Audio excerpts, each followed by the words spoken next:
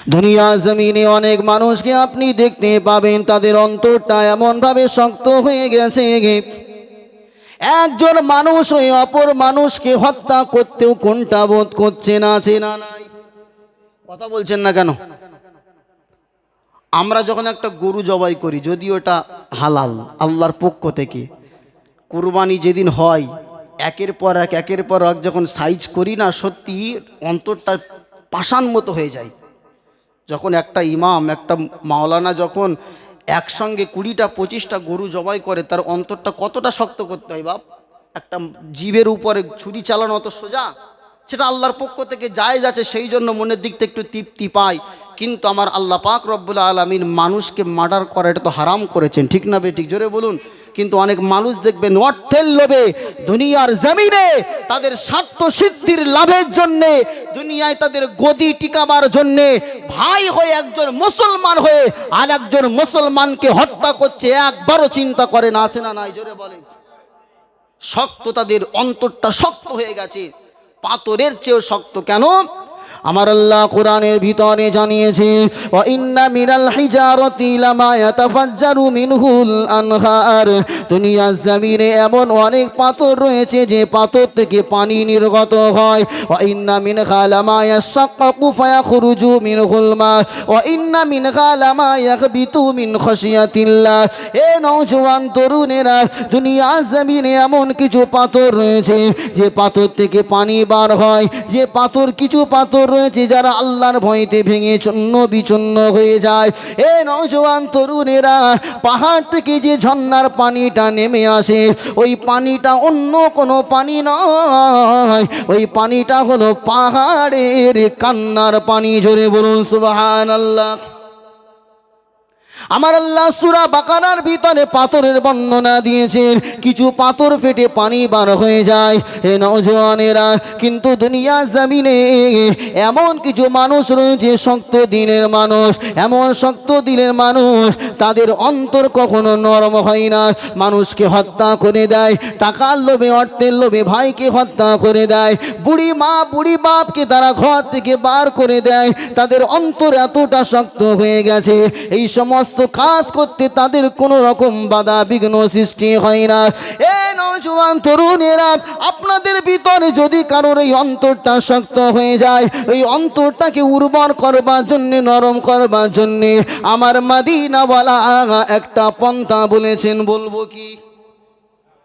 এ আমার ভাই জানেরা, আল্লাহ নবী বলেছেন, দুনিয়া জমিনে যদি কারণ এই রকম দিলটা শক্ত হয়ে যায়, অন্তরটা যদি শক্ত হয়ে যায়, তারা যেন দুনিয়া জমিনে ইয়েতিম মিসকিনদের মাথার উপরে তাদের হাতটা বুলিয়ে দেয়, মিসকিনদেরকে যেন মেহমানদারি করে।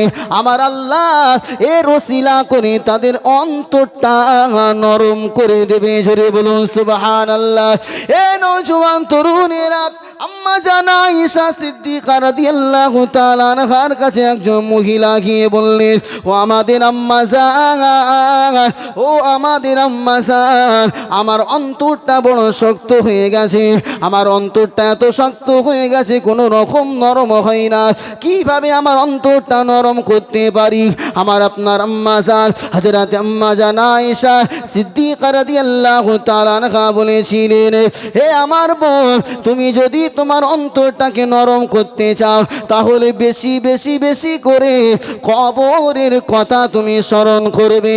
ওই মহিলাটা কিছুদিন কবরের কথা স্মরণ করে তার অন্তরটা আল্লাহ নরম করে দিলেন। আম্মা জান আয়েশার কাছে গিয়ে বললেন, ও আমাদের জননী আম্মা জান, কবরে চিন্তা করতে করতে করতে করতে এখন আমার হৃদয়টা, আমার অন্তরটা এখন নরম হয়ে গেছে। জোরে বলুন সুবহানাল্লাহ। এ রাসূলুল্লাহ দিওয়ানারা, কারোর অন্তর যদি শক্ত হয়ে যায়, নামাজের কথা, কোরআনের কথা যদি ভালো না লাগে, এটা আপনার জন্য একটা খারাপ বিষয়। আপনার অন্তরটাকে যদি আপনি নরম করতে চান, তাহলে কবরের কথা চিন্তা করুন, নচেত ইয়েতিম মিসকিনদের মাথার উপরে আপনার হাতটাকে বুলিয়ে দেন। আল্লাহ রসুলের এই কথাগুলো যদি মানে, আমার আল্লাহ আপনার অন্তরটাকে নরম করে দেবে। জোরে বলুন সুবহানাল্লাহ। এক নম্বরে কি বলেছিলাম? জুমুদুল আইনি, চোখ থেকে পানি নির্গত না হওয়া। দ্বিতীয় নাম্বার আল্লাহ নবী বললেন ওয়াকাসাওয়াতুল কলবি, যাদের অন্তরটা শক্ত হয়ে গেছে, এটা হচ্ছে খারাপ লক্ষণ।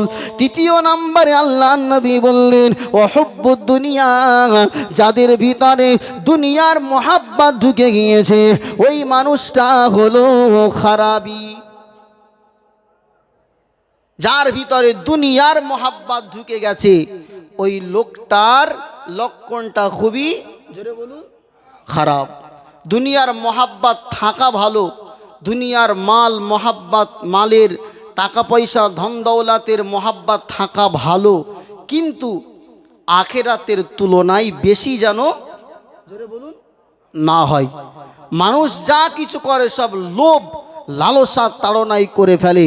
হুব্বুদ দুনিয়া, দুনিয়ার মোহাব্বত যার অন্তরে আখেরাতের তুলনায় বেশি ঢুকে গেছে, আল্লাহ নবী বলছেন ওই লোকটা বরবাদ হয়ে গেছে। আর দুনিয়ায় যে সমস্ত লোভ মানুষের বেশি, সেটা হলো অর্থের লোভ। ঠিক না বেঠিক? জোরে বলুন। এই অর্থের জন্যে মানুষ পশু হয়ে যায়। আল্লাহ কোটি কোটি টাকার মালিক বানিয়েছে, তারপরে ওদের ঘুম নাই কি করে 10 কোটি বানাবো। জোরে বলুন। কিন্তু দেখবেন যারা রিক্সা চালায়, ভ্যান চালায়, আল্লাহ পাক তাদের দিনে 300-400 টাকা রোজগার দেয়, ওতেই তারা খুশি। জোরে বলুন, খুশি হয়ে যায়। কিন্তু যাদের কোটি কোটি টাকার মালিক, আপনারা মনে করছেন তারা অনেক আরামে আছে, আয়েসে আছে, গাড়ি বাড়ি আছে। না, এটা মনে করবেন না। যারা কোটিপতি হয়, টাকাওয়ালা বেশি হয়, তাদের চিন্তা ভাবনা আরও বেড়ে যায়। কেন? কি করে পৃথিবীর 1 নাম্বার ধনী লোকের লিস্টে আমার নামটা আসবে, আমি বড় বড় লোকের সঙ্গে মিটিং মিছিলে যেতে পারবো, এই নাম যশ তাদের বিখ্যাত করবার পাগল। এই দুনিয়ার মোহে তারা ছুটতে থাকে। একটা সময় দুনিয়ার সব কিছু ছেড়ে কোথায় যেতে হয়? জোরে বলুন। সাথে কিছুই যায় না। এ নওজোয়ান তরুণেরা, মুফিদুল ইলম বলে একটা কিতাব রয়েছে, আরবি কিতাব। এই কিতাবের ভিতরে হযরত ঈসা আলাইহিস সালাতু ওয়াস সালামের একটা ঘটনা উল্লেখ করা হয়েছে, যেটাই হাদিসের সঙ্গে সম্পর্ক রাখে। আল্লাহ নবী যে বললেন হুব্বুদ দুনিয়া, দুনিয়ার মহাব্বত যাদের অন্তরে প্রবেশ করেছে, ওই লোকটা বরবাদ হয়ে গেছে, কামিয়াবি হতে পারবে না। এ নওজোয়ান তরুণেরা, আল্লাহ নবী হযরত ঈসা আলাইহিস সালাতু ওয়াস সালাম 1 তারিখে একজন ইহুদিকে নিয়ে রাস্তাতে সফর করলেন। কাকে নিয়ে?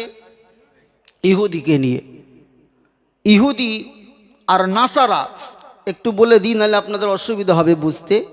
বর্তমান ইসরায়েলে যারা, ইসরায়েল নাম শুনেছেন তো, সবাই জানে, ইউটিউব ফেসবুক যারা দেখছেন, ইসরায়েলে যারা রয়েছে ওরা কিন্তু ইহুদি। কি বলুন?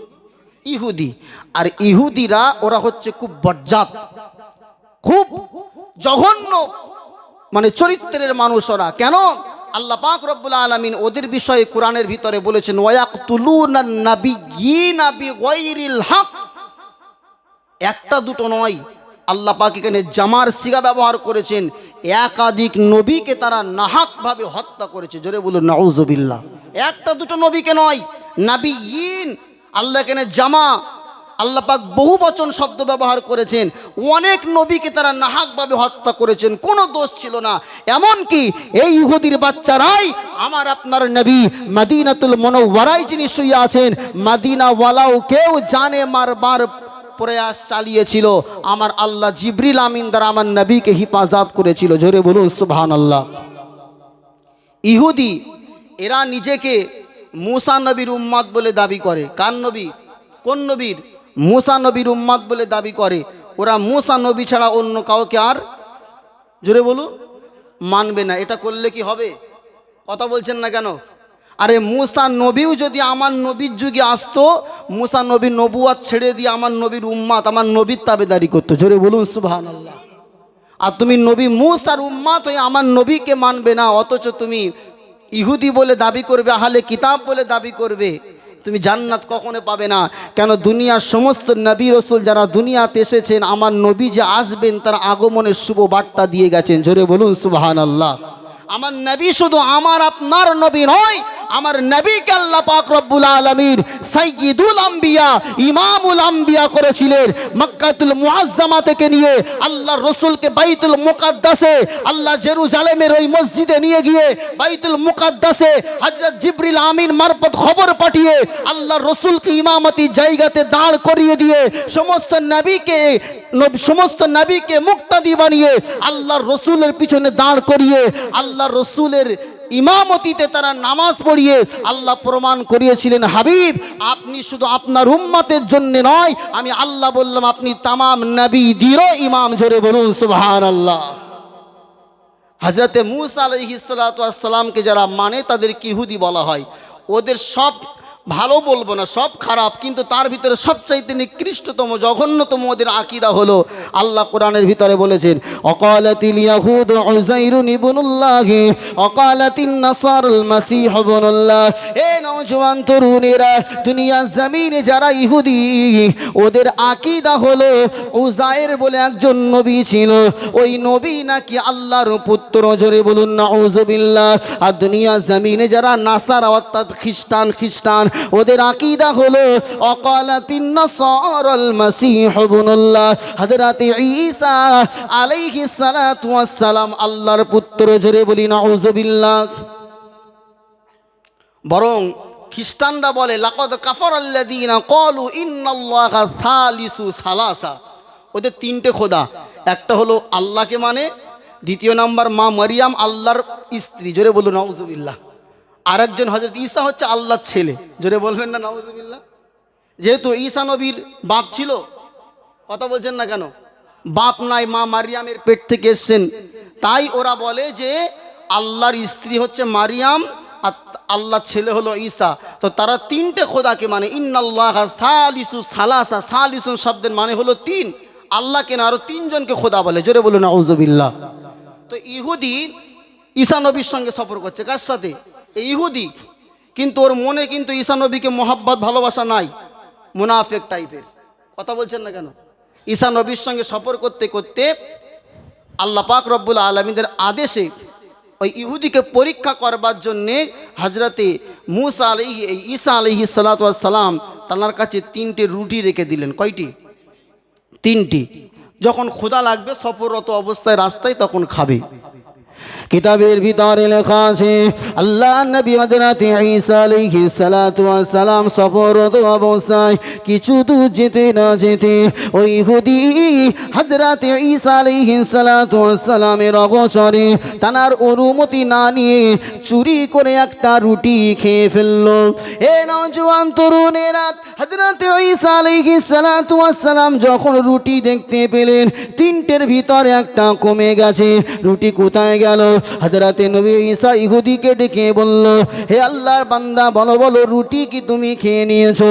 বলে হুজুর না না লা আদরি, আমি জানি না রুটি কে খেয়েছে। কি বললো? কথাটা শোনেন, আমি কেন কথাটা বলছি, হুব্বুদ দুনিয়া বুঝাবার জন্য কথাটা বলছি। দুনিয়ার মহাব্বত ভালোবাসা কতটা তার ভিতরে না গেলে এরকম বেঈমানি করতে পারে, এটা বুঝাবার জন্য ঘটনাটা বলছি। ওই ইহুদি বলল যে আমি জানি না রুটি কোথায়, কিন্তু খেয়েছে কে? একটু আওয়াজ দেন বাবাজিরা, আপনারা কি ঝিমিয়ে যাচ্ছেন নাকি? একটু তাকবীর দেন, নারায়ে তাকবীর। এতগুলো মুসলমান আছেন, সবাই যদি 1% করে ইমানি পাওয়ার, ইমানি শক্তি দিয়ে একটু ইন্ডিয়া থেকে, ভারত থেকে একটু জোরে তাকবীর দেন, ফিলিস্তিনের, ইসরায়েলের ইহুদিরা কাঁপতে বাধ্য হবে। জোরে বলুন ইনশাআল্লাহ।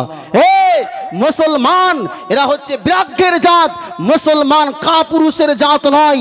মুসলমান শান্ত হয়ে থাকে, কিন্তু মুসলমানের যদি বিপক্ষে কেউ লড়তে আসে, মুহাম্মদুর রাসূল সম্পর্কে কটু কথা বলে, আল্লাহর ঘর মসজিদুল আকসা, মসজিদুল হারামকে নিয়ে কটু কথা বলে, এই মুসলমান হযরত খালিদ বিন ওয়ালিদের উত্তরসূরি, হযরত আবু বকরের উত্তরসূরি, হযরত উসমান, হযরত আলীর উত্তরসূরি, এই মুসলমান বদরের ময়দানে 1000 কাফেরকে 100 313 জন মুসলমানের অহংকার দিয়ে পালাতে যেমন বাধ্য করেছিল, আজও ভারতের মুসলমান যদি আমরা সত্যি সেই ইমানি পাওয়ার নিয়ে আমার আল্লাহ পাকের নামের ধ্বনির আওয়াজটা দিতে পারি, কসম আল্লাহর করে বলছি, মুসলমানের ইমানি পাওয়ার, ইমানি শক্তির যে এত পাওয়ার আল্লাহ দিয়েছেন, দুনিয়ার সমস্ত ইহুদি নাসারারা পালাতে বাধ্য হবে। জোরে বলুন ইনশাআল্লাহ। একটু মুসলমানের মতো জোরে আওয়াজ দেন, নারে তাকবীর। আরো জোরে বলেন, নারে তাকবীর। মাশাআল্লাহ। আসলে মুসলমান কাটি না খাওয়া পর্যন্ত আওয়াজ বার করে না, ঠিক না বেটি? জোরে বলে। যখন দেয়ালে পিঠ থেকে যাবে আর লাইন নাই, তখন সব মসজিদ ভর্তি। করোনাকালীন দেখেছিলেন তো, ইমাম সাহেব বলছে খবরদার আসবি না, বলছে তোমার চাকরি কিন্তু খেয়ে ফেলবো। তোমার সাহস হয় কি করে? আমরা নামাজ পড়তে যাব নিষেধ করছে, আর এখন বাপ এসো এসো, আর আসবে? তখন যাচ্ছিল একচুয়ালি আল্লাহর ভয় না, করোনার ভয়, ঠিক না বেটি? জোরে বলেন। মানে যখন দেয়ালে পিঠ থেকে গেছে আর লাইন নাই, তখন তো এটা করলে হবে না। সাপ যেমন সারা জীবন বেঁকা থাকে, মরার পরে কি হয়? তখন আর লাভ হবে? মরার আগে সোজা হতে হবে। মুসলমান, আমি একবার সকলকে পরীক্ষা করতে চাই, যার গলায় যত আওয়াজ আছে আমার আল্লাহ পাকের নামের ধ্বনি একটু মোহাব্বত কলিজা থেকে আমার আল্লাহকে ডাক দেন, নারে তাকবীর। আরো জোরে বলেন, নারে তাকবীর। মাশাআল্লাহ মাশাআল্লাহ। আমার আল্লাহ এমন নয় যে বান্দাই অত জোরে ডাকছিস কেন আমি অসন্তুষ্ট হব, না। আমার আল্লাহকে আস্তে ডাকলেও আল্লাহ খুশি, জোরে ডাকলেও, জোরে বলুন, বরং উজিবু দাওয়াতাদ দাঈ ইযা দাআন। আল্লাহ বলছে বান্দা যখনই আমাকে ডাক দেবে আমি বান্দার ডাকে সাড়া দেব। জোরে বলুন সুবহানাল্লাহ। একবার আল্লাহ বলবেন, আমার আল্লাহ আপনাকে তৎক্ষণাৎ স্মরণ করবে, আপনার ডাকে উত্তর দেবে। জোরে বলবেন না? এটা জোরে বলেন না, আল্লাহু আকবার। মাশাআল্লাহ। আমি কি কথা বলছিলাম? ইহুদিকে পরীক্ষা করবার জন্যে ঈসা নবী রুটি নিয়ে গেলেন, রুটিটা খেয়ে ফেলেছে। রুটি কে খেয়েছে স্বীকার করছে? জোরে বলেন, একটু আওয়াজ দেন। স্বীকার করলো না। আল্লাহ নবী হযরত ঈসা আলাইহিস সালাতু ওয়াস সালাম তাকে স্বীকার করাবার জন্যে আমার আল্লাহ পাক রব্বুল আলামিনের পক্ষ থেকে কিছু অলৌকিক ঘটনা, কিছু মুজিজা তার সম্মুখে পেশ করলো, যাতে করে এই ঘটনাগুলো দেখে ইহুদি নরম হয়ে যায় আর ঈসা নবীর সম্মুখে সত্য কথাটা বলে দেয়। এ নওজোয়ান তরুণেরা, আল্লাহ নবী হযরত ঈসা আলাইহিস সালাতু ওয়াস সালাম যে অলৌকিক ঘটনা, যে মুজিজাগুলো ইহুদিকে দেখিয়েছিল, তার ভিতর থেকে কিতাবের মুসান্নিফ উল্লেখ করেছেন আল্লাহ নবী হযরত ঈসা আলাইহিস সালাতু ওয়াস সালাম জঙ্গল দিয়ে হাঁটছেন। হাঁটতে হাঁটতে হাঁটতে হাঁটতে হঠাৎ করে তিনি একটা হরিণকে দেখতে পেলেন। এ নওজোয়ানেরা, আল্লাহ নবী হযরত ঈসা আলাইহিস সালাতু ওয়াস সালাম ওই হরিণকে তানার কাছে ডাক দিলেন। আল্লাহ পাক রব্বুল আলামিনের নবী ঈসা যখনই ডাক দিয়েছেন, হরিণটা দৌড়ে দৌড়ে নবী ঈসার কাছে ধরা দিয়েছে। জোরে বলুন সুবহানাল্লাহ। এটা হচ্ছে নবীর পাওয়ার, মুজিজা। আমরা মুরগি ডাকলে আমাদের দিকে আসে না, ঠিক না বেটি? জোরে বলছেন না কেন? হ্যাঁ, পালাই না। আর হরিণকে ডেকেছে, হরিণ ধরা দিয়েছে। ঈসা নবী হরিণকে ধরে জবাই করে গোশত খেয়ে ফেলেছে। জোরে বলুন সুবহানাল্লাহ। খাওয়ার পর ওর হাড্ডিগুলো নিয়ে বলছে কুম বিইজনিল্লাহ, আল্লাহর হুকুমে তুই জিন্দা হয়ে যা। সঙ্গে সঙ্গে হরিণ আবার দাঁড়িয়ে গেল। সুবহানাল্লাহ। বাড়িতে গিয়ে বলেন, এখানে বলেন না, একটু জোরে বলেন, একটা আওয়াজ দিয়ে বলেন সুবহানাল্লাহ। এটা নবী ঈসা আলাইহিস সালামের মুজিজা ছিল। কোনো মুর্দা কবরে আছে, তার কবরে পাশে গিয়ে যদি ঈসা নবী বলতেন কুম বিইজনিল্লাহ, আল্লাহর আদেশে দাঁড়িয়ে যাও, সেই 20 বছর আগেকার লাশ দাঁড়িয়ে যেত। জোরে বলুন সুবহানাল্লাহ। হযরত ঈসা আলাইহিস সালাম হরিণকে খেয়ে ফেলে তার হাড় হাড্ডিগুলোকে এক জায়গায় করে কুম বিইজনিল্লাহ বলার সাথে সাথে আবার হরিণ হয়ে গেল। জোরে বলুন। ইহুদি দেখে অবাক। এখন ঈসা নবী বলছে, আল্লাহর বান্দা, যে আল্লাহ এই হরিণটাকে জিন্দা করেছে, সেই আল্লাহর কসম দিয়ে, সেই আল্লাহর দোহাই দিয়ে বলছি, তুমি বলো রুটি খেয়েছো? বলছে হুজুর আমি জানি না। কি বললো? আল্লাহ নবী হযরত ঈসা আলাইহিস সালাতু ওয়াস সালাম ওই ইহুদির হাতটা ধরে হাঁটতে হাঁটতে হাঁটতে হাঁটতে সমুদ্রের তীরে পৌঁছে গেল। এ নওজোয়ান তরুণেরা, সমুদ্র তো অনেক দূরের কথা, একটা পানির উপর দিয়ে তো আমরা সাঁতরে ছাড়া পার হতে পারি না। কিতাবের ভিতরে লেখা আছে আল্লাহ নবী হযরত ঈসা আলাইহিস সালাম ওই ইহুদির হাতটাকে ধরে সমুদ্রের উপর দিয়ে হাঁটতে হাঁটতে হাঁটতে হাঁটতে সমুদ্রটা পার হয়ে গেল। জোরে বলেন সুবহান। আপনি যদি বলেন কি করে হলো, আল্লাহকে জিজ্ঞাসা করেন, এর উত্তর দিতে পারবো? জোরে বলেন। বৈজ্ঞানিক কোনো যদি উত্তর যদি কেউ চায় যে এটা অসম্ভব, আর এই অসম্ভবকে সম্ভব করাই তো আমার আল্লাহর কাজ। জোরে বলেন, এটা জোরে বলেন সুবহানাল্লাহ। আমার আল্লাহ বলেছেন ইন্নাল্লাহা আলা কুল্লি শাইইন কদির, আল্লাহ সমস্ত জিনিসের উপরে ক্ষমতা রাখে। জোরে বলুন সুবহানাল্লাহ। সচরাচর নেশার আমাদের যেটা হয়, একটা বাচ্চা কথা বলতে শেখে কত দিনে? আব্বা আম্মা বলতে শেখে 2-2.5 বছরের নিচে তো হয় না, যত কমই হোক। কিন্তু ঈসা নবীর ক্ষেত্রে কত দিনে হয়েছিল? মাত্র 3 দিনে। জোরে বলুন।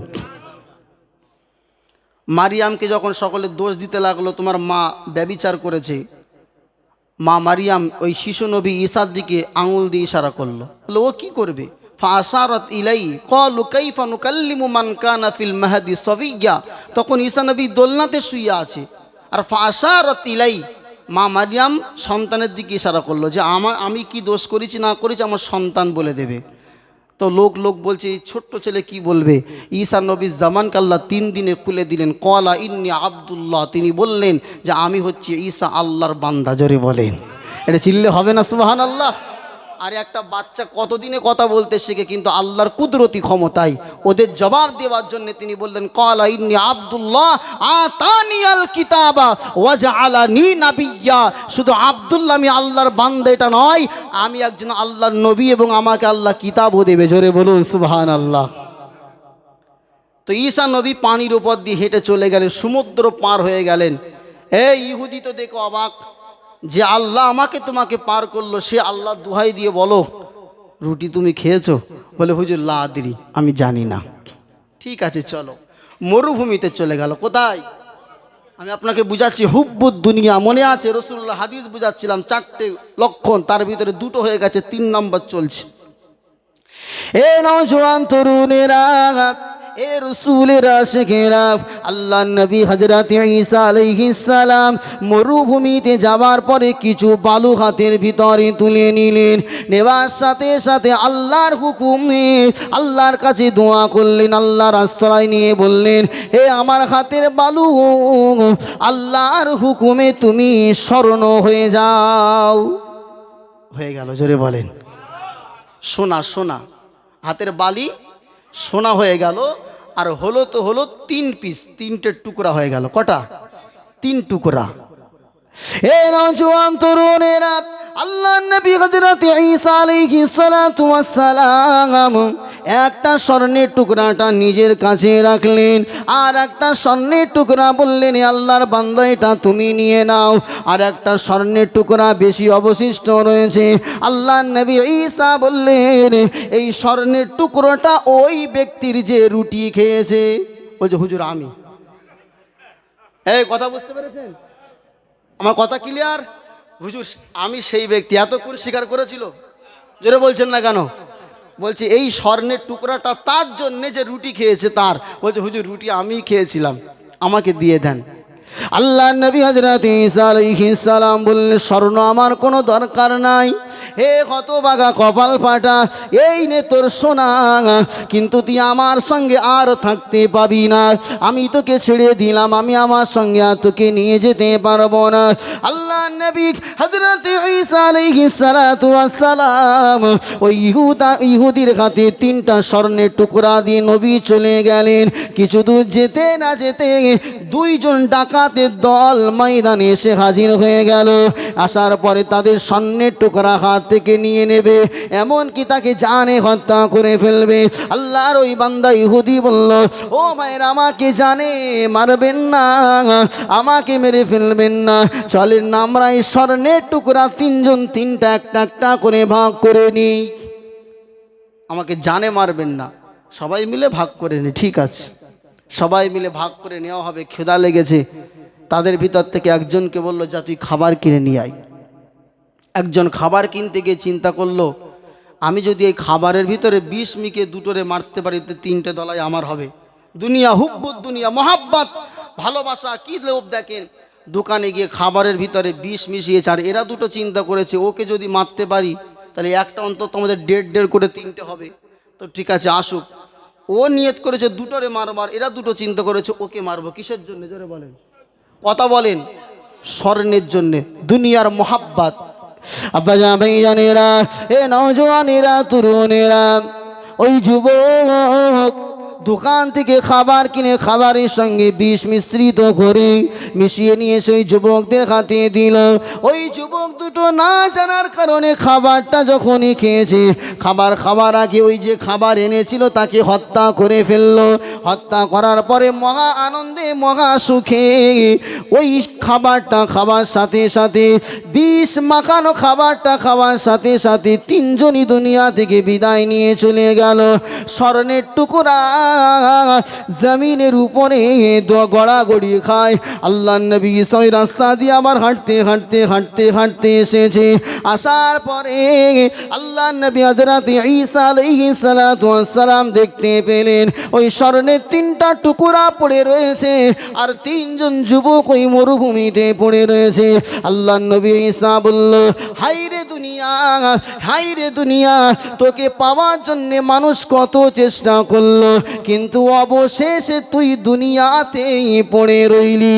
এ নওজওয়ান তরুণেরা, এই যুবকগুলো যদি লোভ লালসা না করতো, যদি জানে না মাত্র, অন্তত একটা করে তো স্মরণের দলা পেত, কিন্তু বেশি লোভের আসার কারণে দুনিয়া দুনিয়া পাওয়ার জন্যে দুনিয়া পড়ে রইল, কিন্তু আখিরাত তাদের বরবাদ হলো না, হলো না? জোরে বলেন, হলো না? হলো না কেন? এই দুটো মিলে ওকে মার্ডার করেছে, আর ও এই দুটোকে বিষ খাইয়ে মারেছে, মানে তিনটি হলো মার্ডার কেসের আসামি, কিন্তু সোনা দুনিয়াতে পড়ে আছে।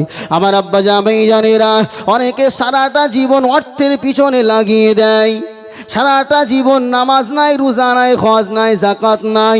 ছেলের ভবিষ্যৎ, সোনালী ভবিষ্যৎ করবার জন্যে তারা মূল্যবান সময়টা কাটিয়ে দিয়ে যখন 60, 70, 80 বছর বয়স হয়ে যায়, কোটি কোটি কোটি কোটি টাকার মালিক, কিন্তু দুনিয়া জমিন থেকে যখন বিদায় নিয়ে চলে যায়, তার আমল নামাও ফাঁকা, তার টাকা পয়সা কবরে কিছুই গেল না, দুনিয়া দুনিয়াতেই পড়ে রইল, হতভাগা খালি হাতে কবরে যায়। ঠিক না বেঠিক? জোরে বলেন। এই জন্য আমরা যারা দুনিয়াদারি বেশি মত্ত হয়ে গেছি, দুনিয়ার মোহাব্বত আখেরাতের তুলনায় যেন বেশি না হয়, এই দিকটাকে খেয়াল রাখতে হবে না? হবে না? জোরে বলেন। একটু মোহাব্বতে দিল খুলে একটু উচ্চ আওয়াজে দরুদ শরীফ আল্লাহুম্মা। কমিটির ছেলেরা কেউ নেই ভাই? কমিটির ছেলেরা, কমিটির ভাই যদি কেউ থাকেন একটু দিকে আসুন।